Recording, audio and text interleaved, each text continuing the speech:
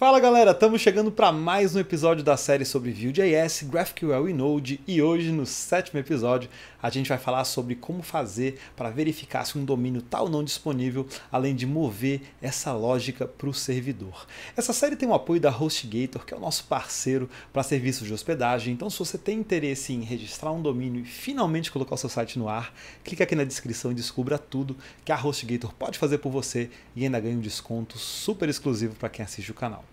E se você ainda não é assinante, não deixe de se inscrever, ativar as notificações para ficar sabendo de todas as novidades. Bom, para a gente fazer a verificação da disponibilidade do domínio, eu vou ter que mover essa regra de geração do client para o server, tá?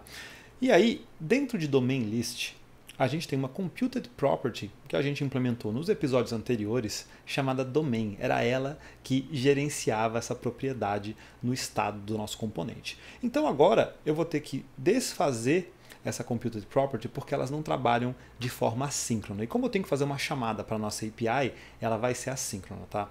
Então eu vou mover essa regra aqui para dentro de um método. Então eu apaguei a computed property domains.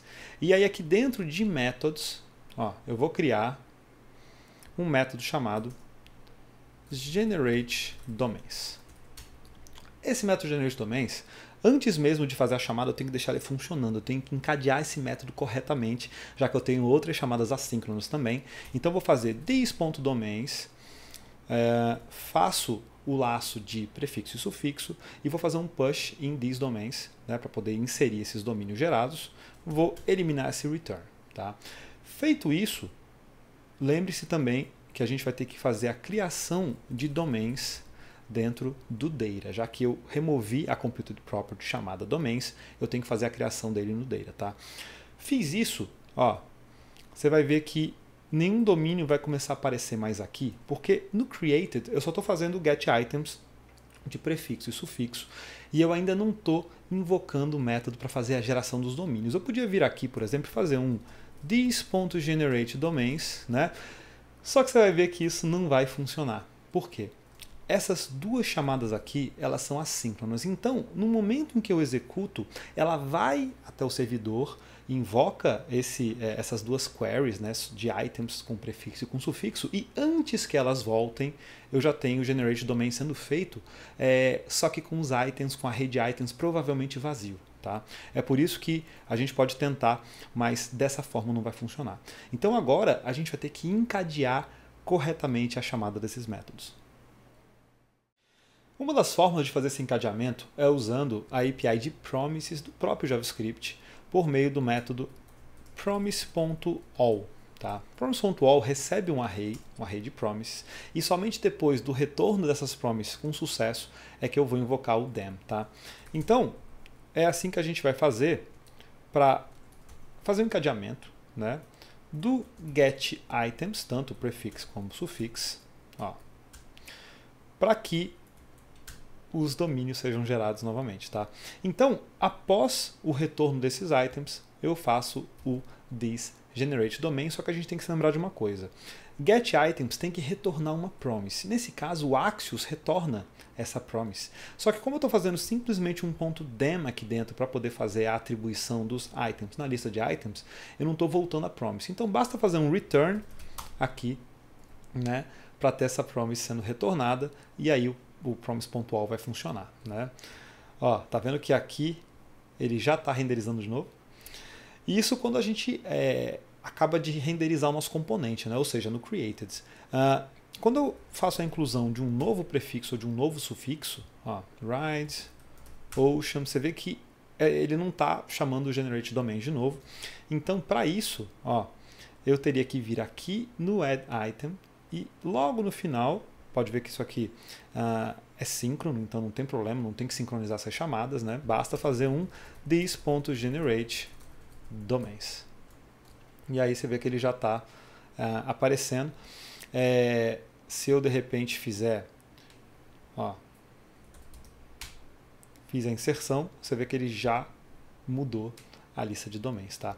Só que quando a gente exclui um determinado domínio, um determinado prefixo e sufixo, o delete item, ele ainda está fazendo um getItems para fazer essa renderização de novo. A gente fez no episódio anterior dessa forma, mas ela pode ser modificada e vai ser modificada nesse momento, tá? Então eu vou deletar esse this.getItems sempre que eu tenho a mutação de deleteItem sendo executada, para a gente fazer o seguinte, ó. Como é que eu apago, né, um determinado item? Eu vou fazer items na item.type, ou seja, items.prefix, items.suffix. Vou fazer um splice, ou seja, vou apagar de uma determinada posição. Poderia apagar, poderia inserir, poderia substituir, mas nesse caso eu vou apagar. This.items na item.type. Ó, cuidado agora, hein? .index of item, que foi o item que entrou aqui no método, certo? E eu vou passar 1. Então, vou deletar esse item, tá? Deixa eu fazer um refresh aqui, ó. Deletei flight, ó, você vê que tá funcionando, ó, flight, march, os domínios não são recarregados, né? Ó, flight, march, na verdade no item sim, no delete não. E aí, basta agora a gente fazer um this.generateDomains para ver tudo isso funcionando, ó. Write, inserir, deletei, ó. Inserir, deletei. Então, dessa forma a gente tem o addItem, o deleteItem funcionando, né, juntamente com os generateDomains. E agora sim a gente pode começar a mover essa lógica para o nosso servidor. Vamos começar então modificando agora o generateDomains, tá? Porque aqui vai ficar uma chamada para a nossa API, para que eu faça uma mutation chamada generateDomains. Então eu vou começar abrindo o nosso server.js e aí criando, né, um type chamado domain, que é o que vai retornar nessa mutation. Domain, se a gente observar aqui, tem name e tem checkout, ambos são strings, tá? Então vamos fazer o seguinte, ó. Name que é string, checkout também. Criei meu type domain. E agora, na mutation, ó, eu tenho generateDomains, não tem parâmetro nenhum, e retorna, ó, um array de domain. Tá? Feito isso, ó que simples. Eu vou criar a minha mutation chamada generateDomains. Não vou utilizar args porque eu não passo nenhum parâmetro. E aí, eu vou copiar esse código aqui, né, para cá. Só que com uma diferença, ó. Vou mudar aqui para constDomains, vou criar essa variável local. Vou adicionar, né, cada um dos domínios nesse array de domains e vou fazer um return de domains, só que tem um detalhe. Como eu não tenho this.items.prefix, aqui na verdade o que eu tenho é um array de items que tem o type prefix e suffix, a gente vai fazer uma coisa, ó. Eu vou tirar esse this daqui e vou fazer um array.filter, ou seja, eu só quero os items onde item.type for igual a prefix e a mesma coisa aqui embaixo, ó. Eu só quero items onde item.type igual a suffix. Então, fiz esses dois filters, tá? Estou fazendo esses laços, gerando os domínios, retornando, ó. Criei então a minha mutation, generateDomains, criei o meu resolver e criei o meu type domain. Feito isso, vamos então reiniciar o servidor, ó. Beleza. E agora, vamos lá para o cliente para que a gente faça a chamada, né? Essa chamada vai ser similar àquelas que a gente já estava fazendo, usando o Axios, para a gente ver o que está acontecendo, né? Então a URL é a mesma, http localhost 4000, simples assim, ó. Method post, data, eu tenho uma query que vai ter, ó, uma mutation, e essa mutation é generateDomains. Simples assim. Quem que eu quero trazer, né, em termos de propriedades do objeto, né, do array de objetos retornado por generateDomains, é basicamente name e checkout. Então vamos colocar aqui, ó, name e checkout. E eu vou fazer uma coisa a mais, ó, eu vou fazer um alias chamado domains. Então assim, dentro desse objeto vai voltar um array de domains chamado domains. Faço um ponto .dem, ó, response, né? E agora eu vou então pegar o retorno dessa response, response.data, e fazer this.domains é igual a query.data.domains. Por que .domains? Porque eu criei esse alias aqui. Então, feito isso, está um ponto e vírgula aqui que faltou, você vê que já começa a funcionar, né? Se a gente quiser começar a analisar o network, você vê que, deixa eu aumentar um pouquinho aqui, você vê que já começa a acontecer algumas chamadas. Uma delas é exatamente para essa mutation chamada generate domains, e olha só o response. Domains que vem, AirHub, né? AirStation, AirMart, né? Então, eu já estou fazendo essa chamada, e aí, se, por exemplo, eu inserir outros prefixos, ele já faz automaticamente essa chamada por meio do this.generateDomains, e também se eu adicionar um novo sufixo, né? Então, agora a gente já fez essa ligação entre o client e o server para que a gente faça o generate domains também no servidor, e agora a gente já pode verificar a disponibilidade dos domínios. Bom, uma forma simples que a gente tem de verificar se um domínio está ou não disponível é por meio de uma consulta ao servidor DNS, que é o Domain Name System, tá? Que basicamente associa nomes e endereços IP para que a gente não tenha que estar gravando o endereço IP de todos os sites que a gente acessa. Então a gente acessa por nome, e esse nome é resolvido para o endereço IP por meio do servidor DNS, tá? E o Node, ele tem um pacote DNS, então basta a gente fazer um const DNS igual a require DNS, para que a gente faça essa resolução, né? E aí eu vou criar um método chamado isDomainAvailable, tá? Que basicamente me passa uma URL, e aí por meio dessa URL eu vou fazer a verificação. Então, para isso, dns.resolve, eu vou tentar resolver essa URL, e aí eu passo um callback. O primeiro parâmetro desse callback é um error. Se der erro nessa resolução, quer dizer que ele não está registrado, quer dizer que existe uma grande chance dele não estar registrado, tá bom? Caso contrário, aí ele realmente está registrado. Então, se error, eu vou retornar true, se não, eu vou retornar false. Só que aí você vai observar uma coisa, tá? Como eu estou dentro de um callback, eu não posso fazer esse return true ou false, porque eu só vou dar return na função que está sendo registrada no resolve, não no isDomainAvailable. Então, por isso, eu vou fazer um return de uma promise, já que é uma função assíncrona, tá? E essa promise, ela recebe resolve e reject, né? Vou mover esse código aqui para dentro.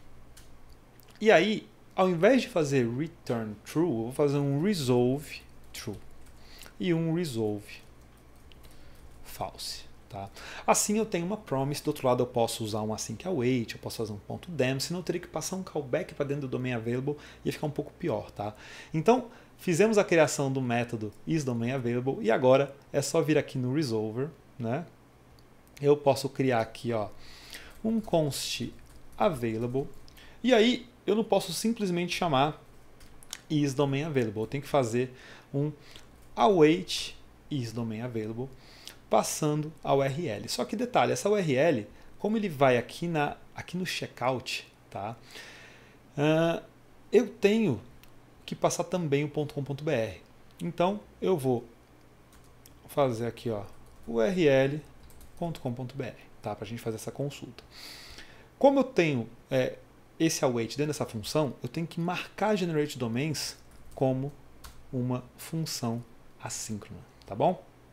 E aí, basta a gente retornar, então, o available.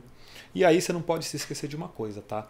Dentro aqui dos domains, a gente tem que, dentro do type, né, colocar também o available, dizendo que ele é um boolean, tá? Assim, dentro do tipo domain, a gente tem esse campo. E agora, aqui, deixa eu só reiniciar o meu servidor. Perfeito. Aqui eu também vou incluir o available, né? E aí, dentro do nosso componente, deixa eu botar aqui, domain.available. Perfeito. Tá vendo aqui, true, true, flight hub false, né? Se eu colocar aqui, por exemplo, host Gator, por exemplo, né? Reparou que HostGator ó, é false, porque não está disponível, porque já está registrado. Então, com isso, a gente pode começar a verificar se os domínios estão ou não registrados, né? E aí, vamos fazer agora o seguinte, né? Ó, vamos dizer que esse nome aqui, ele tem... Ó, vou botar 6 aqui. Fechar essa div. Vou criar uma outra div. Ó, call md3. E essa outra aqui vai ser 3 também. Só para a gente começar, ó, tá vendo? A colocar esse true ou false aqui. E aí, olha que interessante. Vamos criar, ó, usando uma classe do Bootstrap chamada badge, ó, badge info, né? Para já começar a ficar um pouco mais bonito, né? Você vê que está lá, ó, true, false, né? E aí eu poderia criar um ternário aqui dentro dessa interpolação. Então, se está disponível, a gente vai dizer disponível, se não, não disponível. Olha que legal, né? Então a gente já começa a ter esses domínios aparecendo se estão ou não disponíveis. Então você vê, se eu pegar, por exemplo, ó, Flight Station disponível, clico aqui, eu vou fazer a verificação lá na HostGator, né, como se eu fosse fazer o checkout desse domain. Então você repara que provavelmente eu vou conseguir comprar, ó, domínio adicionado, posso proceder com a compra desse domínio. Agora, se eu pegar, por exemplo, ó, HostGator, né, ele vai tentar fazer a compra desse domínio. Olha só. E vai dizer esse domínio já foi registrado. Então isso vai trazer bastante agilidade também para os usuários do Namegator, do nosso sistema de geração de domínios. Bom, eu espero que vocês tenham gostado de mais um episódio da nossa série sobre Vue.js, GraphQL e Node. Essa série tem o apoio da HostGator, que é especialista em serviços de hospedagem. Então, se você tem interesse em registrar o seu domínio e finalmente colocar o seu site no ar, clica aqui no link da descrição e descubra tudo que a HostGator pode fazer por você e ainda ganhe um desconto exclusivo para quem assiste o canal. Se você chegou até aqui, não deixe de se inscrever, de ativar as notificações e ficar sabendo de todas as novidades do canal. Deixe seu like também e compartilhe com seus amigos. A gente se vê no próximo episódio. Até lá!